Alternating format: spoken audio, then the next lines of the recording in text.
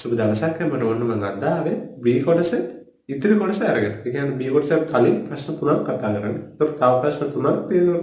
ඒතකොට මේ ප්‍රශ්න තුන ගොඩක්ම වැදගත්. අන්න ඒකින්ද මේ ප්‍රශ්න හරියටම අපි බලමු. හරි මුලින්ම රූපණ වැදගත් බලන්න. මේක කියන්නේ මෙහෙම එකක්. ABC ත්‍රිකෝණ AB පාදයේ මධ්‍යලක්ෂ x වේලු. හරි. ඊට පස්සේ කියන x ට සමාන්තර මෙන්න මේකට සමාන්තර B හා BY ඇද ඇත්තේ BA සමාන්තරයි YC වන පරිදි. BA සමාන්තරයි YC වන පරිදි. හරිද? ඊට පස්සේ කියන AY හා X AY හා XC XZ හිදී ඡේදන වෙනවා. හරි. මුලින්ම කියන AZ සමාන ZY බව පෙන්වනවා. මෙන්න මේකයි සමාන කියලා පෙන්වනවා. හරිද?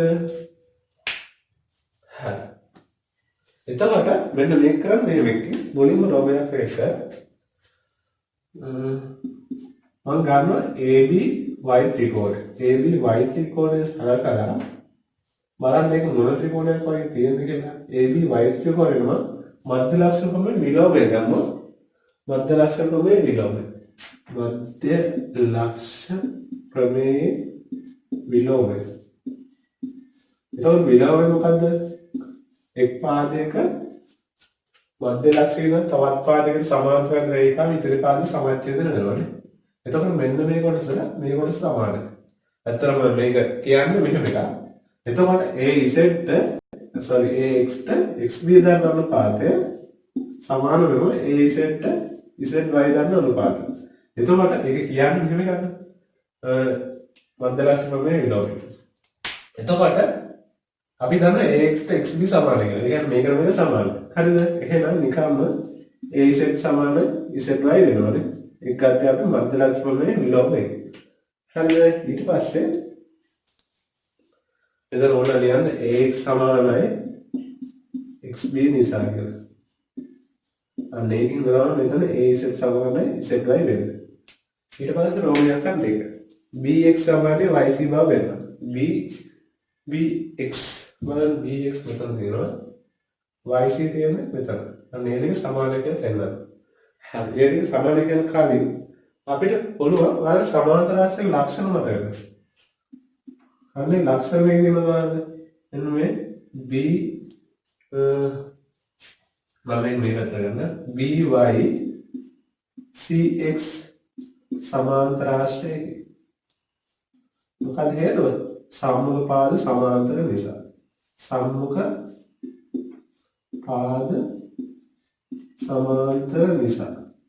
අන්න ඒකෙන් තමයි මේක සමාන්තර රාශියක් මොකද? හරිද? ඒතකොට අපි දන්නවා සමාන්තර රාශිය සම්මුඛ පාද සමානයි කියලා. ඒ කියන්නේ එම නිසා BX සමාන YC සමාන්තර රාශිය සම්මුඛ පාද. අන්න ඒකෙන් තමයි මේ දෙක සමාන. හරිද? එතකොට අපි දැන් හොයාගත්ත BX සමාන YC. මෙන්න මේකත් සමානයි කියලා නේ. හරි.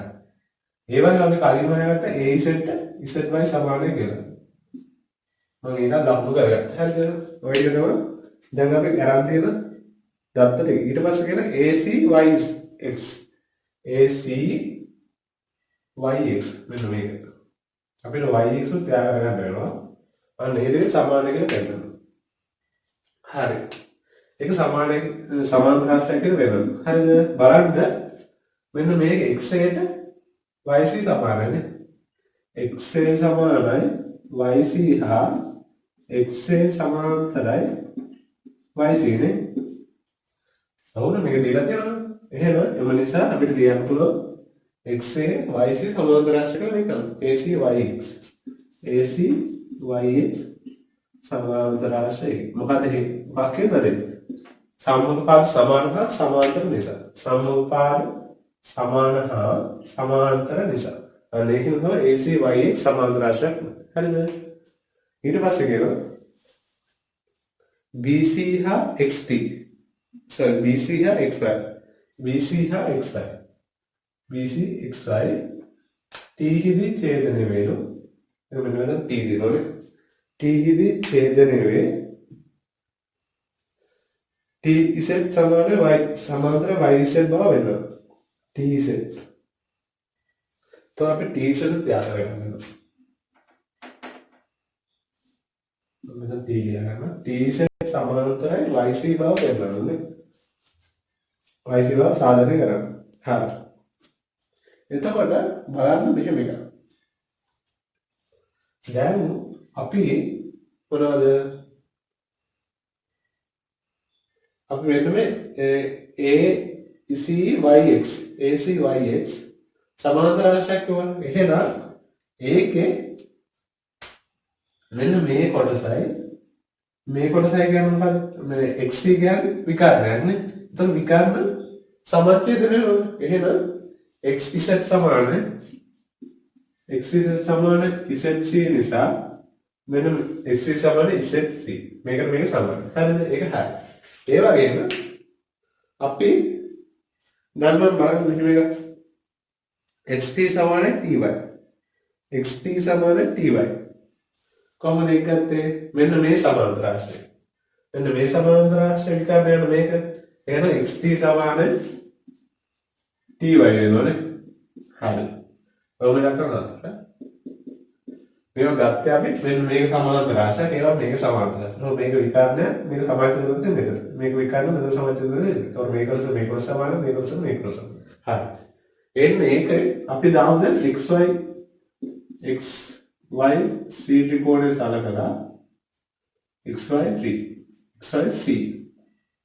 මෙන්න මේ ත්‍රිකෝණය ඒක සලකුවා මෙන්න මේ මධ්‍ය ලක්ෂණය ඉඳන් මේල මධ්‍ය ලක්ෂණය ඉතිරි පාද දෙක රේඛාව කරලා තියෙනවානේ. එහෙනම් ත්‍රිකෝණය සලකලා මධ්‍ය ලක්ෂණ ප්‍රමේයයේදී මේ ගන්න පුළුවන් දත්ත මොකද්ද?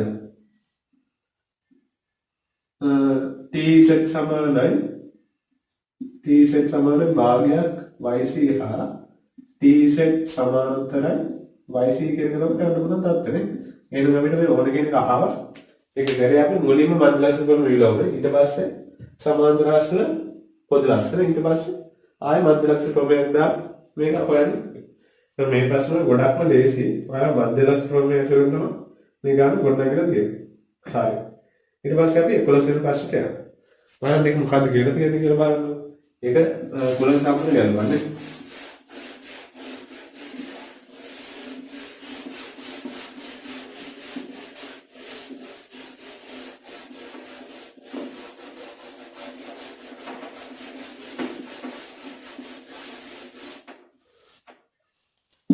හරි. බලන්න මේ අපි සාමාන්‍ය දන්න කුලක ගණනක් විදිහට නෙවෙයි මේක රූප දෙකක් තියෙන්නේ. අපි රූප පොඩ්ඩක් අඳගත්තා. මෙන්න මෙහෙම තියෙන්නේ.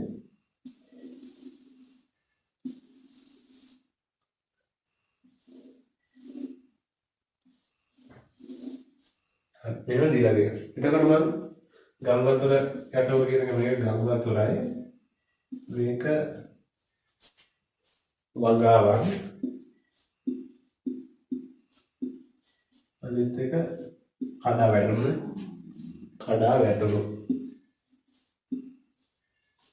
හරි බලන්න ඕන ගාන කිව්වද?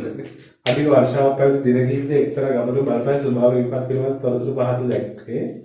හරි මුලින්ම කියනවා දැන් මේ ගාන කියවලදී අපි ස්ථාන වල අගයන් ටිකක් දාගමු. හරිද? මුලින්ම කියනවා ගම් වතුර යටවල නිවාස ගන්න 50යි. ඒ 50 ලියන්නේ මොකද? මෙන්න මේක උඩනේ. ගම් වතුර යටවල නිවාස ගන්න 50යි. ඊට පස්සේ කියනවා නිවාස 27 කඩා වැටි ඇත. 27 කඩා වැටි ඇත. කොහොමද උත්තර 27 ලියන්නේ? ඊට පස්සේ කියනවා ගම් වතුර යටවීම නිසා හා කඩා වැටෙන නිවාස. ගම් වතුර යටවීම නිසා කඩා වැටෙනවා. ගම් වතුර යටවීම නිසා කඩා වැටෙනවා. ඒ කියන්නේ කොයි ටිකද? ගම් වතුරට යටවීම නිසා කඩා වැටෙනවා. 12ක් තියෙනවනේ. බලන්න ඒක අපිට මෙහෙම ගන්න පුළුවන්. ගම් වතුරේ යටවීම නිසා කඩා වැටෙනවා. මෙන්න මෙතන තමයි 12 තියෙන්නේ. හරිද? ඊට පස්සේ කියනවා ගම් වතුර යටවීම නිසා වගාවකට හානි වූ නිවාස ගන්න. ගම් වතුරට යටවීම නිසා වගාවකට හානි වූ නිවාස ගන්න 7ක් කියලානේ. ගම් වතුරට යටවීම නිසා වගාවන්ට හානි වූ. ඒ කියන්නේ මෙන්න මෙතන 7යි මෙතන 12යි නේ. හරි ඊට පස්සේ කියනවා ගම් වතුර යටවීම නිසා කඩා වැටෙනවා. ගම් වතුර යටවීම නිසා වගාවන්ට හානි වූ නිවාස ගන්න 7ක් කියලානේ. ගම් වතුරට යටවීම නිසා වගාවන්ට හානි වූ නිවාස ගන්න 7යි මෙතන 12යි නේ. හරි ඊට පස්සේ කියනවා වගාවන්ට හානිය මුල් නිවාස ගන්න 15. ඒ කියන්නේ මෙන්න මේ රවුමඩ 15ක් තියෙනවානේ. එහෙනම් මෙතන කියන්නේ මොනවද? හරි. දැන් මෙතන අපි 8ක් කියලා හොයාගත්තා නේද? ඊට පස්සේ අපි මේක ඉස්තන් එක කරවනවා. බලන්න මෙන්න මේ මුළු රවුම 27ක් එන්න ඕනේ. එතකොට මේ රවුම 15යි මෙතන 12යි. දැන් 15යි 12යි 27යි නේ. එහෙනම් මේ කොටස කීයක් හරි තියෙනවද බලන්න. මේ කොටස කීයක්වත් නැහැ නේ. බිඳුවයි. මේක අපි දිවන්න තව ලක්ද අපි ඕනනම් බිඳුවක් කියලා ලියමු. ඒ කියන්නේ වගාවන් විතරක් තියෙන්නේ නැහැ නේ. ඊට පස්සේ තියෙනවා මෙන්න මෙතනදී අපිට හොයාගන්න පුළුවන් 12 7 19 මෙන්න මෙතන එනවා 31ක් තව ඉතුරු වෙන්නේ. හරි. ඕඩිය නම පිටපත් කරගන්න නිරූපණය කරන්න. හරි. ඊට පස්සේ කියනවා නිවාස කඩා වැටෙමුත් වගාවන් හානි වෙනුත් ත්‍රිවිධපත් ගම්මැසියෙන් දැක්කන නිවාස කඩා වැටෙමුත් වගාවන්ට හානි. නිවාස කඩා වැටෙනයි වගාවන්ට හානි. එන්න කියන්නේ මෙන්න මේ ටික පාඩකල වෙන්නන්න. तो මේ රෝමිලක එකයි රෝමිලක දෙක අපි කතා කරා. ඊට පස්සේ රෝමිලක 3 අධික වර්ෂා තත්ත්ව නිසා විභජනපත් නොවු ගම්මැසියන් ගන්න සොයන්න. අධික වර්ෂාව නිසා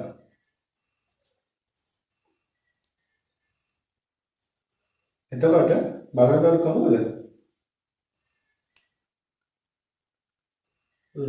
අධික වර්ෂාව නිසා විභජනපත් නොවු ගම්මැසියන් ගන්න. ඒ කියන්නේ මෙන්න මේ රවුම් දෙකේ එළියේ ඉන්න ටික කීයද කියලා බලන්න. එළියේ ඉන්න ටික බලන්න අපිට තව දත්තයක් දීලා තියෙනවා නේ.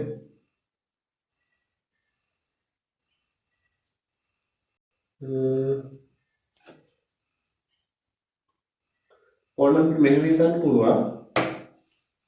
විපදපත් නොවු ගම්මැසියන් ගන්න සොයන්නේ. ගම්මැසියන් විමත්‍රපත් නොවු ගම්මැසියන්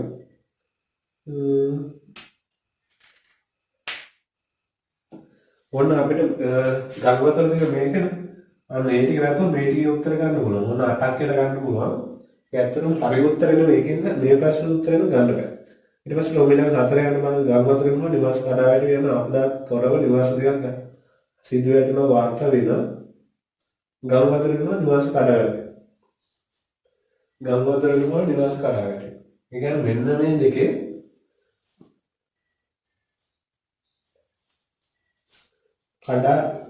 නිවාස කඩා වැටීමෙන් නිවාස දෙකක් හානි. තොරව.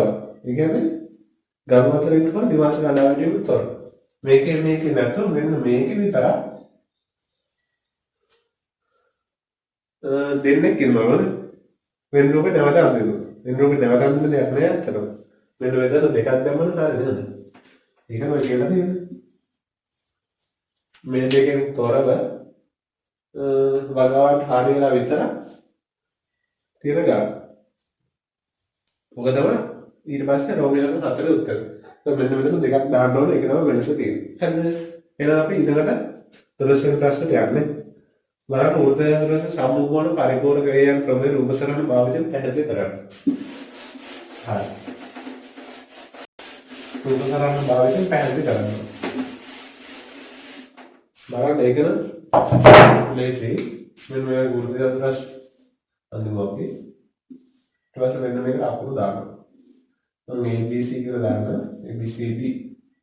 හරි. ගුරුදේව ප්‍රශ්න වල අනිවාර්ය ශ්‍රී විශාරද වෘත්තයේ පරිදිමල තියෙනවා. එතකොට වෘත්තය පරිපූර්ණ කියලා පෙන්නන කොහොමද? DAB කෝණය දාන්න. BCD කෝණය සමාන 180. මෙතන ADC කෝණය දාන ABC කෝණය සමාන 180. මොනවද පෙන්නන්න කියන්නේ. එතකොට මේ කෝණය එකතු 180යි. මේ කෝණය එකතු 180 කියලා පෙන්නනවා බැරි. ඔක තමයි හර දෙන්නේ කොටස. හරිද? ඊට පස්සේ අපි B කොටසට යමු. මුළු රූපයක් දීලා තියෙනවා. අපි රූපය අඳගමු. එතකොට මේක තියෙන ත්‍රිකෝණයක් නේ ඇතුලේ. එතන මේක ත්‍රිකෝණයක් දීලා තියෙනවා.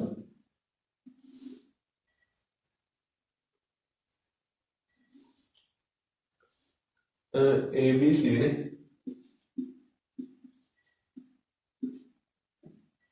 හරි. ඒක තමයි රූපයක් දීලා තියෙන්නේ. බලන්න ABC යන වෘත්තයේ අන්තර්ගත ත්‍රිකෝණයක BC ට AC ට ඇති ධම්මේ BD වේ. BCට ACට ඇති ලම්බය BD වේ. ලම්බය කියන්නේ මෙන්න මේක මෙතන අංශ ගණනක් වෙන එක. එතකොට BD නේ මෙතන D දාගත්තා. ඊට පස්සේ කියනවා ACට BCට ඇති ලම්බ රේඛාව ACට BCට ඇති ලම්බ රේඛාව ඒකෙදී BD අමුණ ගත්තා. ඒකෙදී BD අමුණ මෙන්න මෙතන E. तो मैं दांत आंसर काटो भाई एक आध बता दिया करना है तो BD हम बोलो मतलब F Hindi BC रेखावल F Hindi BC रेखावल G Hindi होते हैं हम बोले क्या है G हिदी होते हैं हम हर एक यार मैंने में BC रेखावल AC लांग लंबे BC हम बोले F हिदी आए होते हैं हम बोले G हिदी हर මොකද කියන රූපේ පිටපතට ඇතුළත් කරගන්න. හරි. ඊට පස්සේ කියනවා DEFC උද්දේශ ප්‍රශ්න බව සාධනය කරන්න. DEFC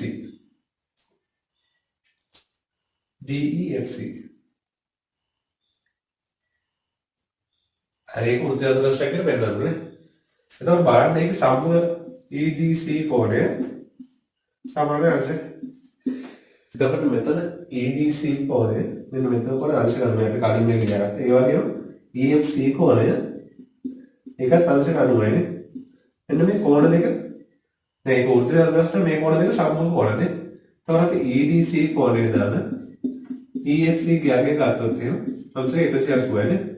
ඒ කියන්නේ පරිපූර්ණ වේ. ඒ කියන්නේ මෙන්න මේක එම නිසා මේ කියලා තියෙන්නේ DEFC ऊर्ध चतुराश्रयी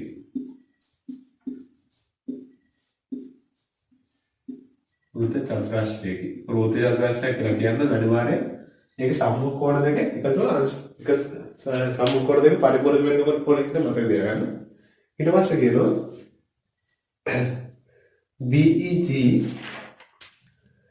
BEG ධන සමාන BGE බව පෙන්නන්න ඕනේ. හරි. වික්ටර් කොහොමද බලන්න මෙන්න මේක උත්තර අදහසක්.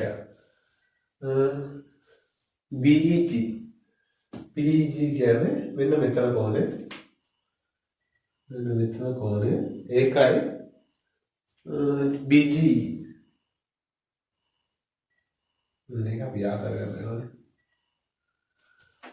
BGE කියන එක අපිට යා කරගන්න ඕනේ. හරි. දැන් BGA අපිට හොයාගන්න ඕන. මෙන්න මේකයි සමාන කියලා පෙන්නනවා. හරිද? එතකොට බලන්න අපි දන්නවා ACB කෝණය සමානයි